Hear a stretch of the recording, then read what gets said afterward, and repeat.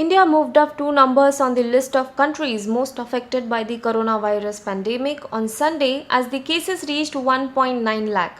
As per the data shared by the Ministry of Health and Family Welfare, India now has 1,90,535 cases of coronavirus. Out of them, 93,322 are active cases, whereas 91,819 people have been cured, discharged, or migrated. The death toll due to coronavirus in India has reached 5,394. For the second consecutive day, India has recorded more than 8,000 cases daily. On Sunday, India recorded its biggest single-day hike in COVID-19 cases with 8,763 patients. In the month of May, 1,55,756 patients increased, whereas 82,796 were cured and 4,254 people died. Maharashtra remains the worst affected state with 67,655 cases. Among them, 36,040 are active cases, 29,329 have been cured, whereas the death toll is at 2,286. On Sunday, 2,467 infected were found in Maharashtra, 89 lost their lives, and 1,248 patients recovered. The Uddhav Thackeray government has decided to extend the lockdown till June 30th, but it has also introduced Mission Begin Again, offering some relaxations. The Delhi police arrested two Pakistani Embassy officials on Sunday red-handed while spying. As per reports, the police officials caught them bribing a person for security documents.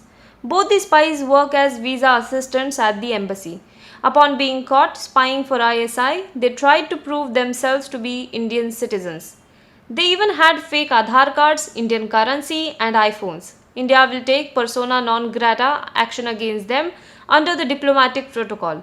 In general, persona non grata means a person who is on a diplomatic mission and his activities in the respective country in which he is stationed have been found to be wrong. India will now send these two back to Pakistan. According to media reports, the two officers were arrested by the special cell of Delhi police. Their names are Abid Hussain and Tahir Khan. Both worked for the ISI. Both also used fake identity cards to freely roam around the country. As the government takes one more step towards restoring the normalcy in the country, the Railway Ministry has announced the plying of additional trains on the tracks.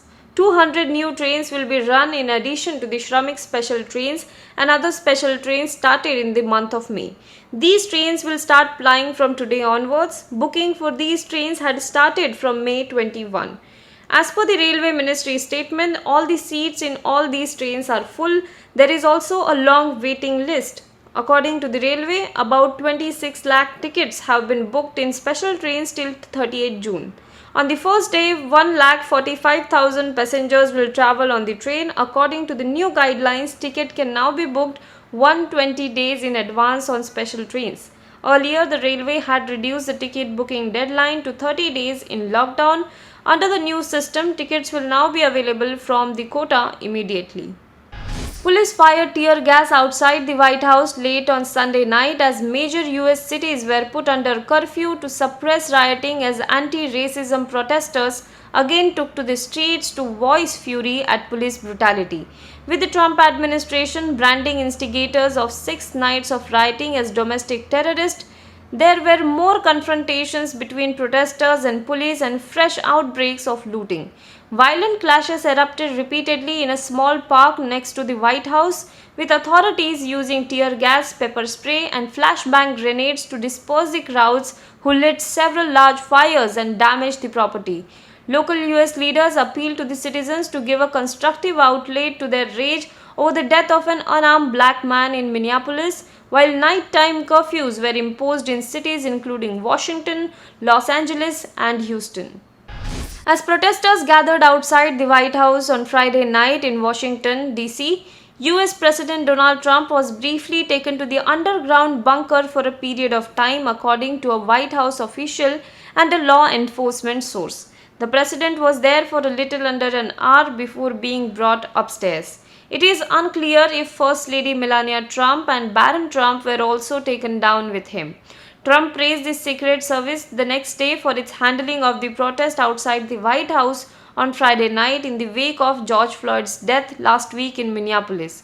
The New York Times reported Trump was taken to the presidential bunker.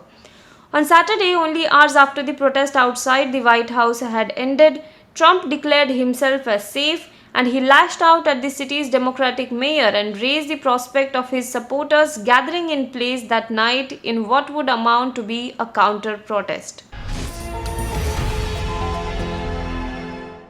Now be the first to know about the latest updates on our new news app. Go on your Android or iOS, search for HW News Network. Download our app, choose the language you prefer to get updates in, and be up to date with the latest news.